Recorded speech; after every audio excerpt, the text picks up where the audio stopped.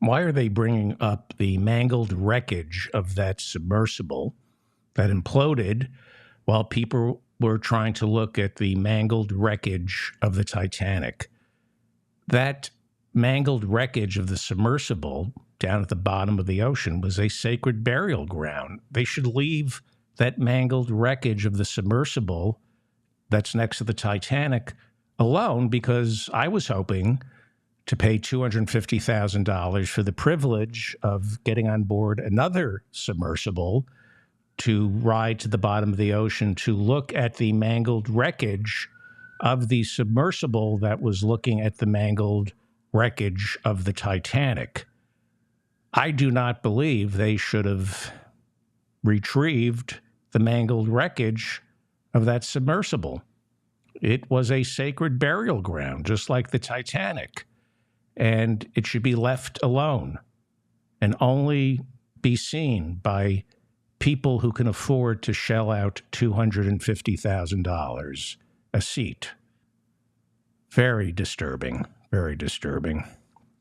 Rolling Stone has an exclusive report this morning that Stephen Miller, I almost said Mieskite, he is a Mieskite. Stephen Miller, when serving in Trump's White House as his top immigration advisor, Stephen Miller suggested that Trump use drones to take out unarmed migrants who were coming to America. Rolling Stone says Miller made the suggestion in April of 2018. He insisted that since these migrants were not on U.S. territory, the Constitution didn't protect them from an armed predator drone being sent to kill them. Rolling Stone is reporting this after getting an exclusive preview of a new book written by former Homeland Security appointee Miles Taylor. You might remember Miles Taylor. He is semi-famous for penning an op-ed piece in the New York Times during the Trump administration. He went under a nom de plume. He went under the nom de plume Anonymous. Do you remember that? And in that op-ed piece, he said that there were members of the Trump administration who were staying on the inside. They weren't going to leave. They were staying in order to protect the country from Donald Trump. Rolling Stone says it has reviewed written documents to confirm the claims about Stephen Miller in this new book. The Teamsters, which represents 340,000 UPS drivers, told UPS on Wednesday that it has until this Friday to make its, quote, last, best, and final offer, or there will be a strike. The Teamsters and UPS have been at the bargaining table in Washington, D.C., but until it was going, they were negotiating. Then on Wednesday afternoon, the Teamsters got up and walked away from the table, accusing UPS of only offering raises that don't keep up with inflation. Their current contract expires August 1st. The Teamsters say they chose this Friday as the deadline because if there isn't an agreement by then, it's too late because you need a month. The contract expires August 1st. If there's going to be agreement, it has to come in by July 1st because it takes a month for the rank and file to vote for or against it. So there may be a Teamsters strike come August 1st. The Chicago Cubs, well, they're a baseball club, so you could call them. Would that be a spoonerism? No, there's another word for that. The Chicago Cubs. I can't remember the word for that. The Chicago Cubs played the Phillies on Wednesday, despite air quality in Chicago being the worst in the world. America can't breathe. America can't breathe. 90 million Americans were under air quality alerts Wednesday as smoke from those Canadian wildfires drifted south, reaching as far down as Atlanta, Georgia. The Canadian government says so far nearly 20 million acres of forest have been destroyed in what is being called the worst wildfire season in Canadian history and American history, quite frankly. We're bearing the brunt of some of that. There are 480 fires burning as of this morning, with the European Union reporting that the smoke from Canada is drifting east, blanketing parts of Europe. The Canadian wildfires are expected to burn throughout the summer. Now, on a positive note, the United States is having one of its mildest wildfire seasons on record. We're getting Canada's smoke, but we're not burning any trees this year. Now, these wildfires are caused by climate change brought on by the burning of fossil fuels. These wildfires are caused by ExxonMobil, Shell Oil, British Petroleum, Chevron. Well, as the Midwest and parts of the Northeast find it impossible to breathe, residents of Texas are trapped underneath a heat dome, making it impossible for them to go outside. So basically in America, you can't go outside because you can't breathe, or you'll just burn to death from the heat. Triple-digit temperatures in Texas for the past 2 weeks are making June the hottest month on record for the state of Texas, but it's transgender kids you need to worry about. On June 20th alone, 350 Texans were rushed to the emergency room. On one day, 350 Texans were rushed to the emergency room suffering from some sort of heat-related illness, making 2023 a banner year, a record year, for the largest number of heat-related visits to the emergency room. The Texas County medical examiner says that at least 11 people have died from the heat in the past 2 weeks. The Texas Tribune reports that 279 Texans died in 2022 from excessive heat. Houston, Texas is also the headquarters for ExxonMobil, although it is officially incorporated. ExxonMobil is officially incorporated in New Jersey, but their headquarters are in Houston, Texas. ExxonMobil is the largest investor-owned oil company in the world, and it knew as far back as the 1950s that fossil fuels were heating up the planet, but instead of warning the government, it warmed the planet, and it decided to just hide the information. So let's stop saying that the heat and the forest fires are caused by climate change. They are caused by ExxonMobil. These aren't climate change-related fires. These are ExxonMobil-related fires.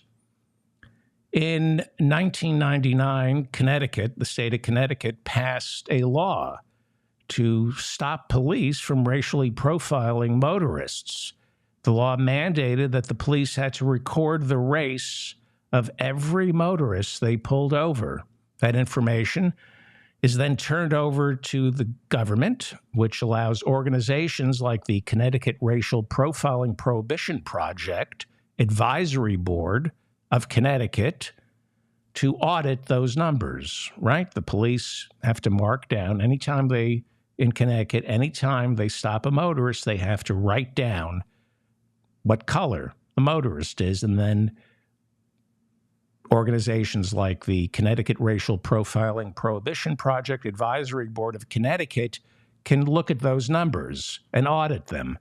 And a new audit of Connecticut State Patrol officer traffic stops between the years 2014 and 2021 suggests that Connecticut State police officers falsified the records on more than 26,000 traffic stops, possibly as many as 60,000. They falsified the records, claiming the drivers were white, when in fact they were people of color. The implication being that the Connecticut State patrol officers are pulling over a disproportionate number of non-white drivers, but to make it look like they were not racially profiling, because it's against the law in Connecticut, they misled the oversight board by writing down that the drivers they stopped were white, when in fact they were people of color. The audit said the falsified records could be as high as 60,000. Ned Lamont is the governor of Connecticut. He said he finds this audit disturbing and has asked the state attorney general to investigate.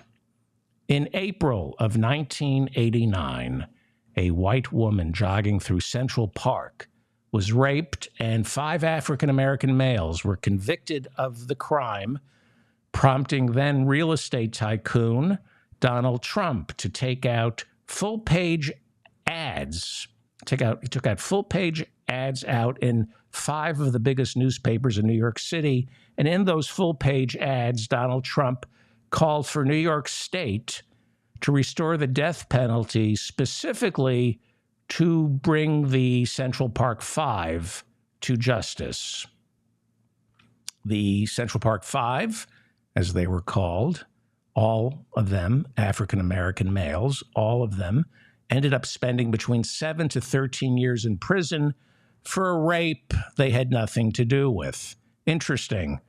Meanwhile, Donald Trump has 30 credible rape accusations. Well, 10 years after the rape in Central Park, DNA evidence confirmed that it was the crime of a serial rapist who acted alone. One of the men falsely accused of the crimes was this guy, Yusef Salaam, who, after Tuesday night's Democratic primary elections in New York City, is probably going to end up serving on the New York City Council, the New York City City Council. Salaam served 7 years in prison for a crime, for a rape he didn't commit. Writing in the Washington Post a few years ago, Salaam said the police beat the confession out of him after they refused to allow him food, water, or sleep for 24 hours. Have you ever been arrested? If you've ever been arrested, you know that after 2 hours of being left alone in a room, handcuffed to the radiator, no food, no water, you'll confess to killing JonBenet Ramsey just to get a breath of fresh air. So these 5 guys confess. You deprive people of food, water, and sleep for 24 hours, they will tell you whatever you want to hear. In 2015, the city of New York settled out of court, paying the exonerated 5. They've gone from the Central Park 5 to the exonerated 5. The city of New York paid them $41 million because the 5 of them ended up serving anywhere between 7 and 13 years, 7 and 13 years in prison for a crime they didn't commit. So Yusef Salaam won the Democratic primary Tuesday night, which means because it's Harlem, he's going to win the general election in November and end up serving on the Manhattan City Council. I should mention the race has not officially been called yet. It's a little close, and it might take a few more days for it to be official. But it looks, as of this morning, as though he's going to City Hall.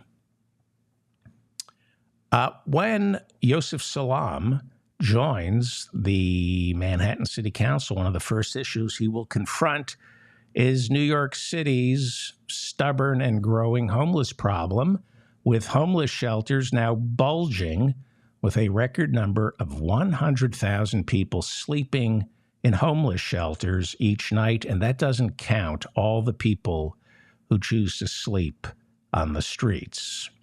One of the chief causes of the homeless crisis, according to our mayor's office, is the influx of migrants from Venezuela, Ecuador, and Colombia. Officials say nearly half the occupants of the city's homeless shelters are recently arrived migrants. And that's bullshit. That's just a convenient excuse to let the landlords, the real estate developers, off the hook, right? We have a homeless problem. It can't possibly be the greedy landlord's fault. It can't be the real estate developers. It's all those migrants coming to the United States. You see, migrants, they're fantastic. They're the all-purpose scapegoat. Now, there is one cause of homelessness in America. Listen to me. There is only one cause. It's not the migrants, okay? It is greed. That is the only cause of homelessness.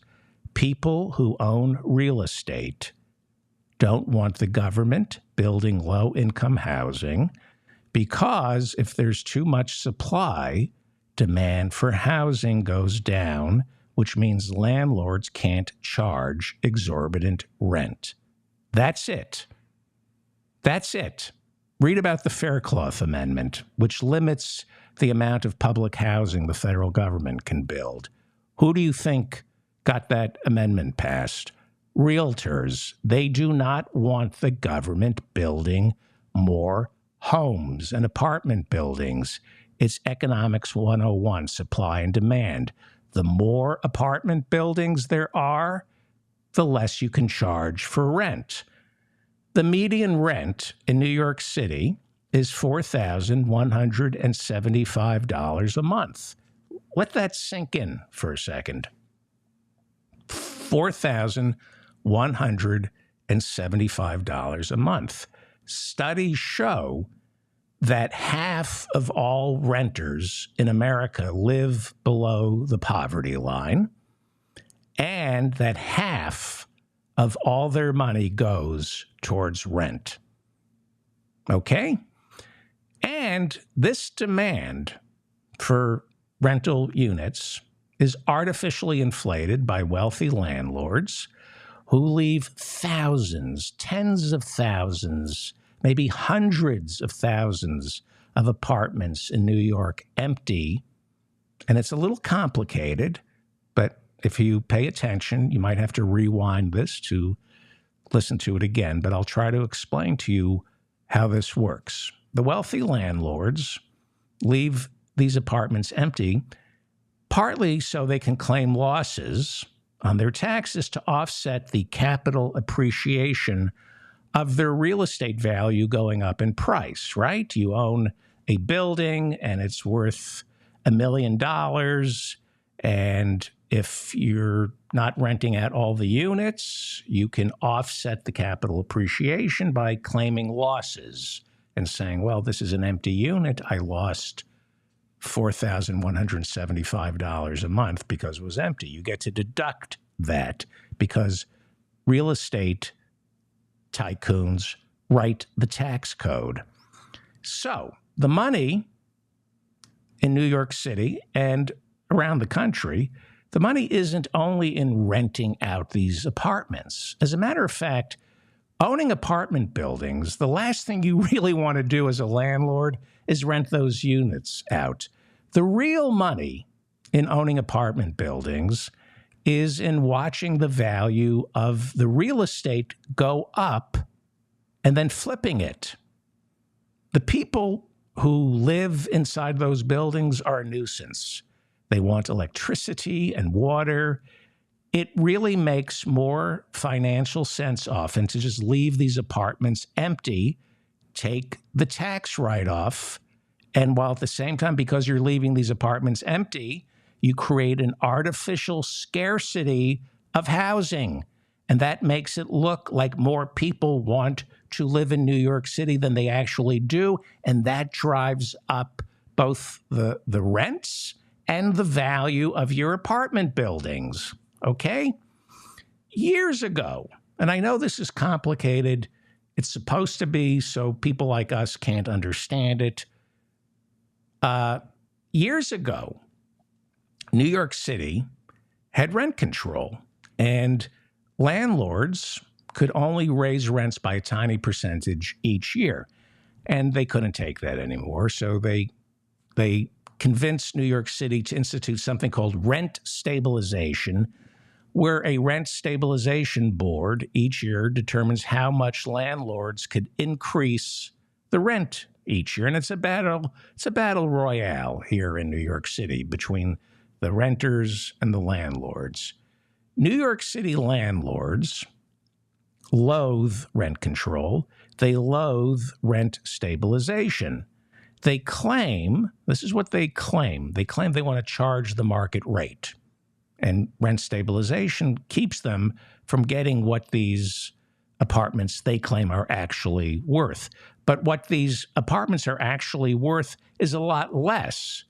What these landlords are doing because of our tax code is creating artificial scarcity by not renting these apartments out. The truth is, there is no real estate market because it's rigged against the landlords, the renters. It's rigged against the renters. Landlords don't want to rent. They want to flip the property.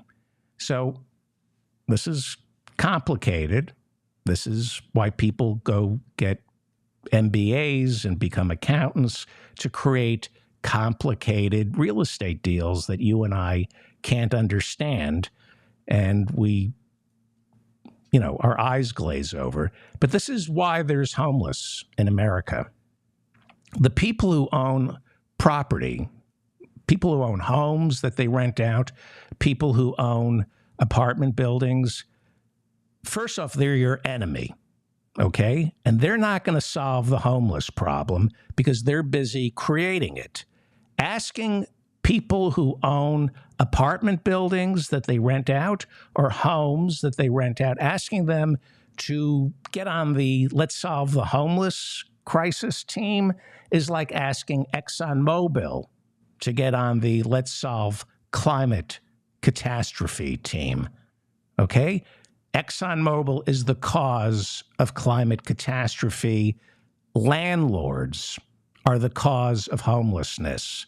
They should not be consulted when addressing this problem because they are the problem. Know your enemy. Know your enemy. And if you own property, if you're lucky enough to own a home that you're renting out, shut your effing mouth about homelessness because you are responsible for homelessness. I'm not saying you have to give up your home. I'm not saying that you can't rent to people, but you are not to be consulted on solving homelessness because you create homelessness. Okay? And this is the way it works. Landlords flip properties. And what they do is they take out interest-only loans. Interest-only loans. I know most of you, including me, don't even know what that means. So let me explain to you what an interest-only loan is. Think of your credit card bill. That I know you understand. They borrow money to buy an apartment building, but they only have to pay the lender, the bank, the interest each month, not the principal. Okay? So think of your credit card bill. Let's say the average American, I think, has $45,000. They just keep us stupid and broke, and they just make it so complicated, and they convince us it's our fault, or it's the fault of the migrants, or a transgender kid. It's never the fault of the landlords. So think of your $45,000 credit card bill. Think of that, and now imagine that the bank says, hey, for the next 5 years, just pay the interest every month. You don't have to pay off the principal. And everything you bought for that $45,000 that you owe, the garbage that you bought for your kids and yourself that you didn't need, imagine if you could then take all that shit that you bought and flip it and sell it for twice what it is worth, right? That's how real estate works. You borrow $45,000, and instead of buying shit from Walmart, you buy an apartment building for $45,000, and all you have to do each month is pay the interest, and in 5 years, you owe the $45,000, the principal. So you sell the apartment building, which in your estimation is now worth $90,000, right? You figure that real estate is going to double, and so you borrow $45,000 to make $90,000. You pay the bank back the $45,000, and you pocket $45,000, and whatever rent you were collecting was creating some kind of cash flow for you. Think of your credit card. Think of the interest. Think of the principal. Think of the shit that you buy with your credit card. Transpose that shit onto an apartment building and being able to flip the apartment building in 5 years. That's how real estate works. And so the principal never comes due until 5 years later. And in 5 years, the value of the property is supposed to double, which means you sell the property after 5 years. You use the proceeds to pay back the loan and keep the rest in profit. You don't really need that much cash flow from the people who you're renting the units to. So you figure, I don't need the apartment building to be full capacity. It's a pain in the ass. I have to hire a superintendent, and then you got to fix up the apartments. You got to paint. The ceilings collapse. It's a hassle. I'm just going to flip it in 5 years.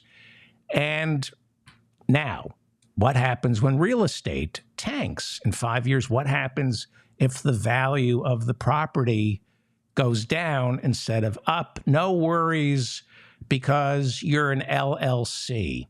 You're a corporation. You're protected. Your individual money, your private money is protected because you're doing this through an LLC or a corporation, or you're fronting an investment consortium, or you're doing it through Berkshire Hathaway, Warren Buffett's company, or Blackstone. I think Blackstone is one of the biggest landlords in the country. The hedge funds do this through shell companies.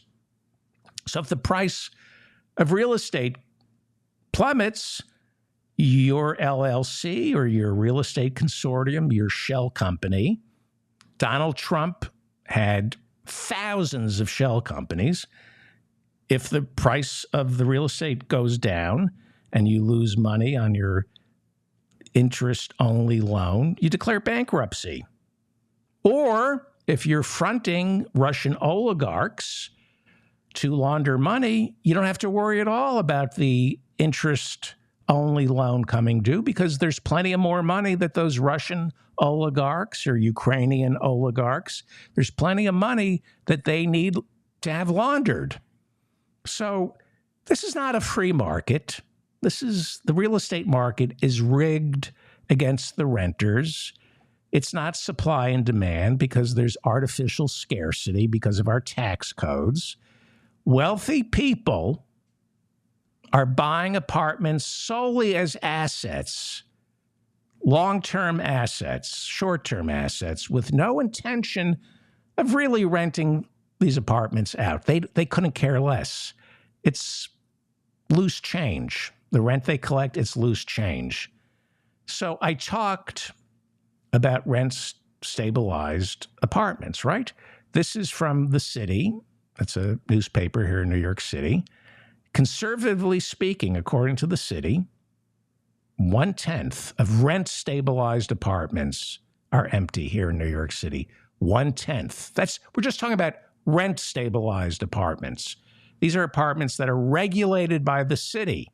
They have to be rented out by law, but 1/10 of them are left empty. According to the U.S. Census, close to 89,000 rent-stabilized apartments in New York City are empty. And these are just the rent-stabilized apartments. We're not talking about rent-controlled apartments or apartments that are newly built and are not subject to rent control or rent stabilization. This is just rent stabilized apartments. 1/10 of them are empty. So if the rent stabilized apartments are empty, imagine how empty all the brand new apartments getting built in New York City. Imagine how empty they are. The ones not subject to rent stabilization or rent control. I think they're all empty. And I've been saying this for years. They're empty because nobody can afford the rent. So the landlords, now you're going to have to rewind this because it's kind of complicated, but pay attention to this because this is the only reason there is homelessness in New York City and America. Landlords, could be Blackstone, could be Warren Buffett's Berkshire Hathaway, could be a wealthy family. The landlords are leaving their apartment buildings unrented because if they rented these apartments at what the actual market would demand, the value of those buildings would be cut in half. Okay? It's better to leave the apartments empty and create artificial scarcity than it is to rent these apartments out at what the market would demand. Okay? Because what the market would demand is a lot less per month. And that means the value of the building would collapse. This is how Trump and Jared and every other real estate huckster in New York and America operates. Okay? They're not worried about the cash flow. They're worried about what is my building worth because then I can borrow against it. What is my building worth? Okay?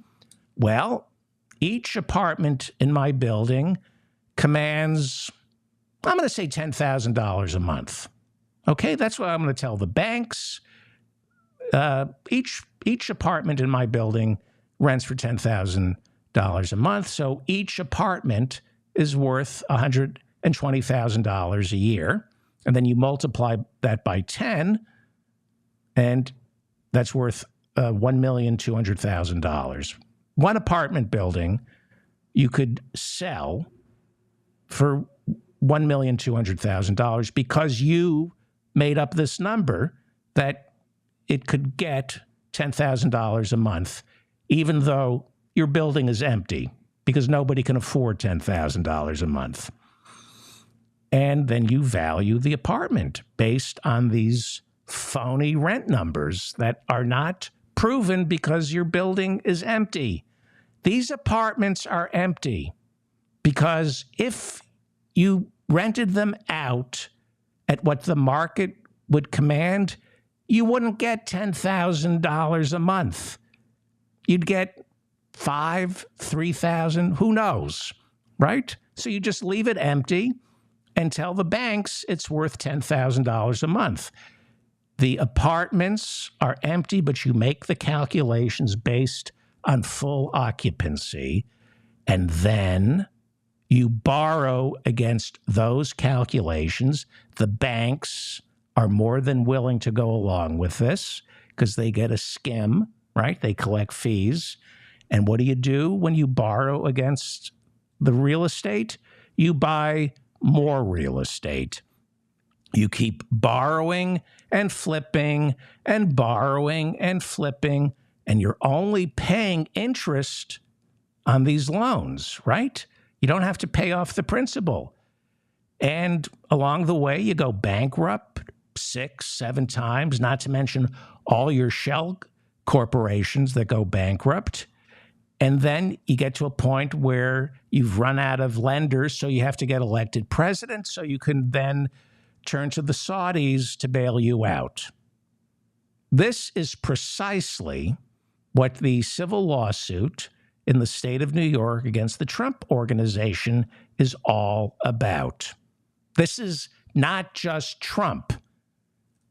Trump artificially inflated the value of his real estate in order to secure more interest-only loans in order to flip more real estate, to borrow against that real estate, to pay off those interest-only loans that come due after 5 years. It's what Jared did with 666 Fifth Avenue. That was the address. That's how it works in New York. And everybody's going bankrupt, but not personally. Their shell corporations are going bankrupt. The banks collect enormous fees. Everybody's getting rich, and nobody has a place to live in New York City. This is why there is homelessness. It has nothing to do with drugs or mental illness or personal responsibility. It is unregulated, unmitigated greed, because the real estate tycoons and the hedge funds and Warren Buffett's Berkshire Hathaway and Blackstone, they own the IRS. They own Chuck Schumer. They own Joe Biden. The renters don't stand a chance. So I don't want to hear anybody who owns a rental property to tell me how to solve homelessness.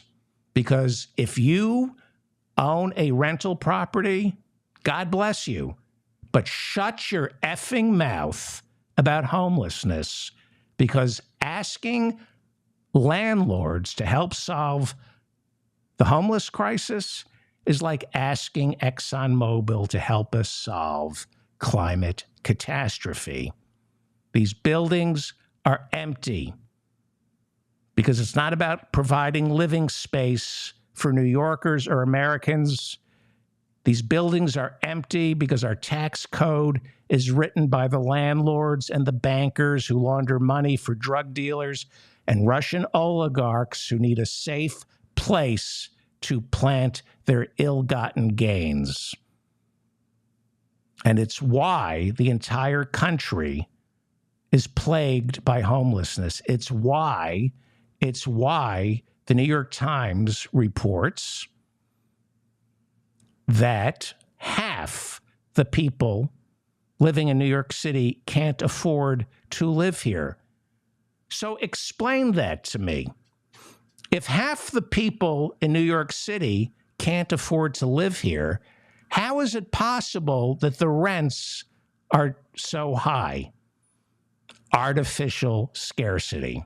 So who's to blame? It's anybody who owns property and rents it out, okay? But you can't say that in America. The correct answer as to who is to blame is the real estate tycoons and the bankers who control the market and the tax code and our government. They need a scapegoat. The last thing they want is somebody to untangle this corrupt, immoral web of corruption. So they find a scapegoat. And that scapegoat, well, it's not just the migrants. You know who the scapegoat is for homelessness now? It's the homeless. You live long enough, you never think you're going to hear something like this, but this is what happens with end-stage capitalism. You start blaming the homeless for homelessness. Blame the migrants, but blame the homeless. This is Jesse Waters. I hate to bring him up, but he is the new racist darling over at Fox News. This week, he was given the much coveted Tucker Carlson racist spot. And here is Jesse Waters blaming homelessness, the unsightliness of homelessness, on migrants and, of course, the homeless.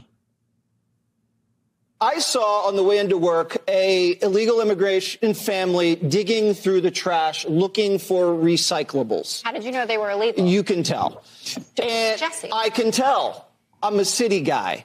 And you don't want me to get into it, but I can tell. So he's offended that there are illegal immigrants. By the way, there's no such thing as an illegal immigrant. They're looking for recyclables. They're trying to find a way to make money. And he doesn't want to see that. He doesn't want his kids to see that. So the problem with homelessness is caused by the homeless. I don't want to see them. They're unsightly. They're not from here. They're foreigners. I can tell. I'm a city guy. I know they're not from here. So deport them. Deport them. Even if they're from here, deport them. This is where we're heading. Unless we fix this today, we are approaching a point where even liberals, rich liberals, no longer have sympathy for the homeless. I'm hearing this from some friends who live in Los Angeles, and, they voted for Biden, and, I want to vote for Bernie, but he's not going to win, those Democrats. And I'm hearing from liberals who live in Los Angeles, who own property that they either inherited or actually deserve. They complain that homelessness is a blight they don't want to see. But they don't want to build more housing. You ask them, well, what about building more housing? Well, where do you do it? Where? And they've been convinced that you can't build more housing in Los Angeles. You just can't. And what they really won't admit to themselves is that they don't want to build more housing because they're greedy. More housing means less demand, which brings the value of the well-meaning liberal Democrats' property down. I'm a well-meaning liberal Democrat. I vote for Biden. I wring my hands every time I see these homeless people. And, we have to do something about it, except actually solve it by building more housing. Can't do that because my home is my nest egg, and you build more housing, the value of my nest egg is going to go down. Liberals in New York and Los Angeles say homelessness is complicated because they don't want the government to build more housing, because more housing means less demand. So it's complicated. The solution to homelessness is build more homes.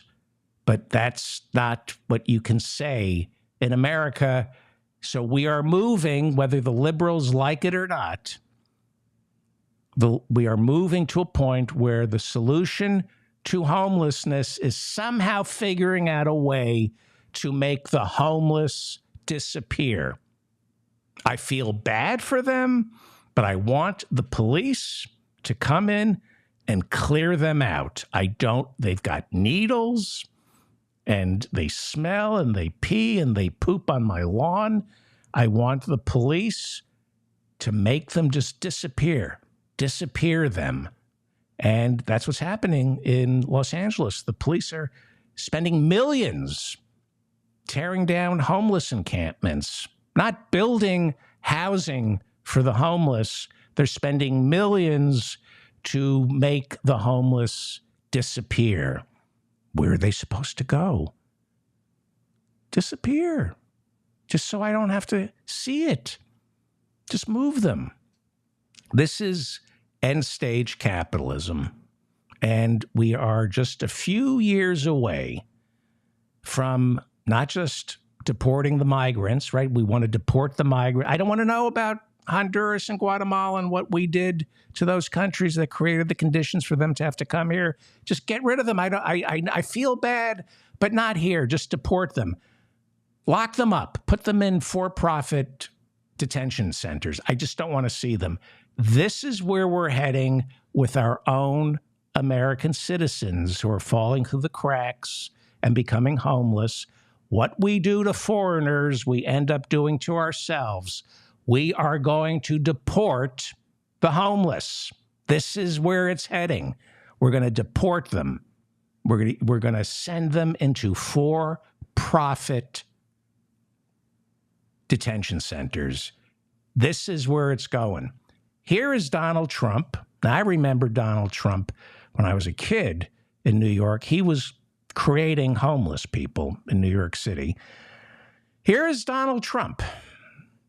And he issues every now and then from Mar-a-Lago position papers on important issues facing this country. And recently he issued a position on homelessness. And he has a solution. This is terrifying. But remember, what seems terrifying at first then becomes funny and then reality. This is going to be very terrifying. But here is Donald Trump addressing the very serious problem of homelessness. Ban urban camping wherever possible. Violators of these bans will be arrested. Okay, so they're no longer going to be called homeless. They're urban campers, as though they have a choice. They're camping, right? And they made a choice. I'm going to go camping in the city. Violators are going to be arrested. We're going to arrest the urban campers, the homeless. Go on, mein Führer.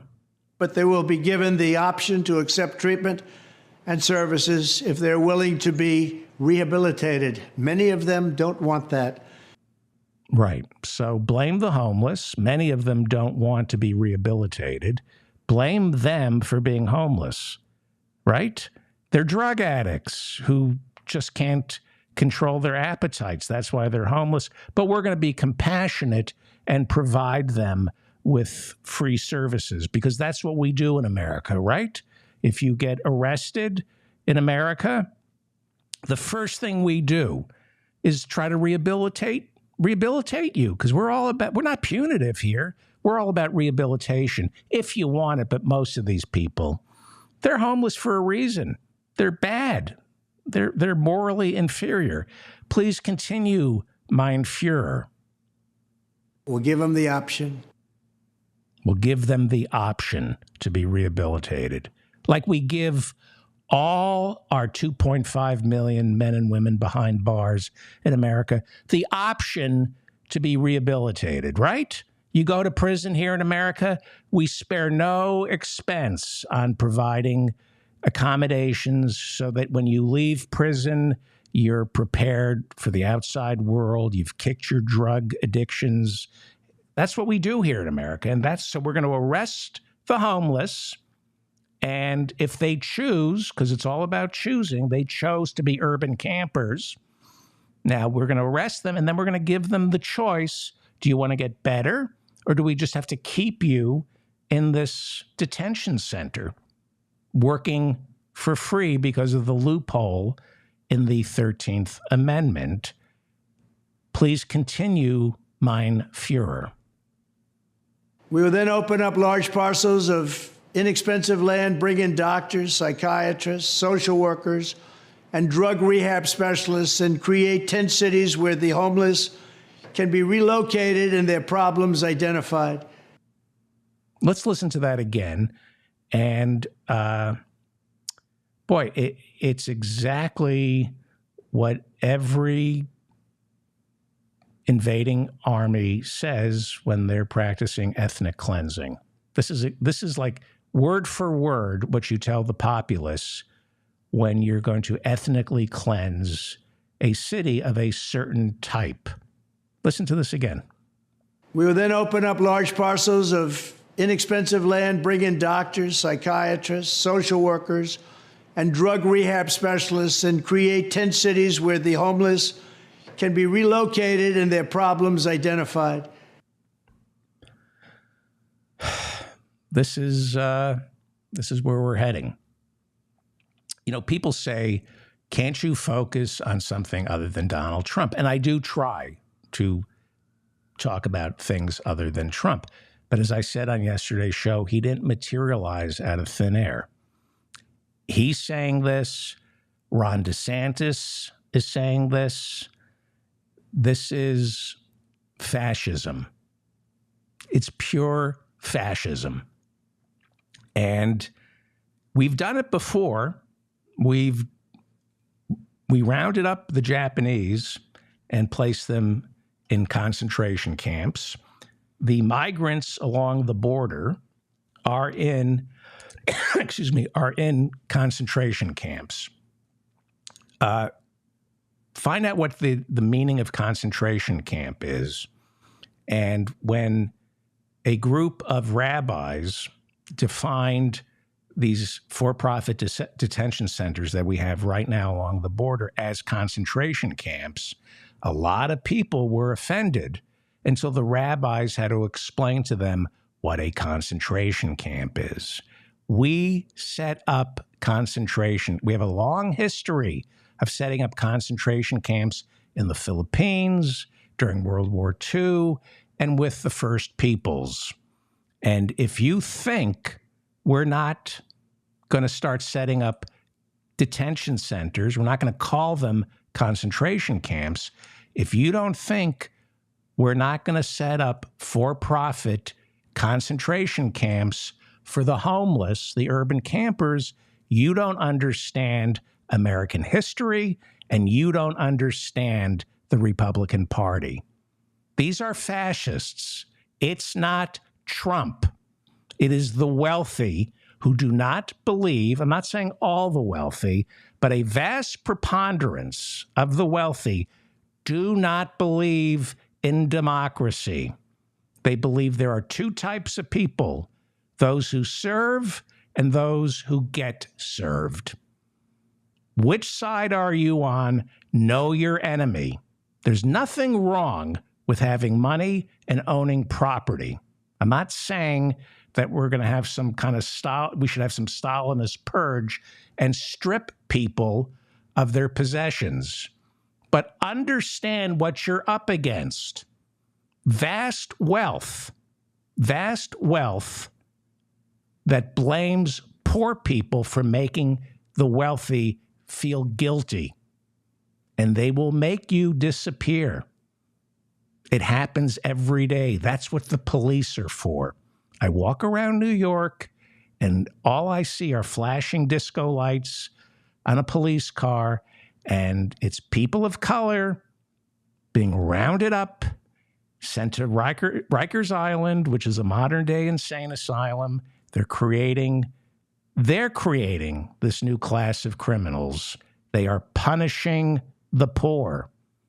They are punishing the poor. They are criminalizing poverty. If you don't get this, you're either wealthy or incredibly stupid, which means you're a Republican. But if you're a Democrat, get with the program, know who the enemy is. And if you own property, God bless you, but do not talk about solutions for homelessness. You are the cause of homelessness. I'm not saying you have to give up your property. I'm saying you have no right to try to figure out the homeless crisis because you are the progenitor of homelessness. I'm David Feldman, reminding you to stay strong and protect the weak. If you enjoyed any of this, the best way to help me is to share this. That's the best way to help me. Please copy and paste the link to this show, share it with your friends through social media or through email. That's the best way. That's the only way to help me. Please leave a comment. I read all your comments. Please like this video. Please subscribe to my channel. Please go to my website and subscribe to my newsletter. We're doing office hours this Friday night. We took 2 weeks off, but it's back. I'll put the link up for office hours later in the week. Special thanks to the moderators in the chat room here on YouTube. They keep the conversation civilized, so thank you. Once again, I'm David Feldman, reminding you to stay strong and protect the weak.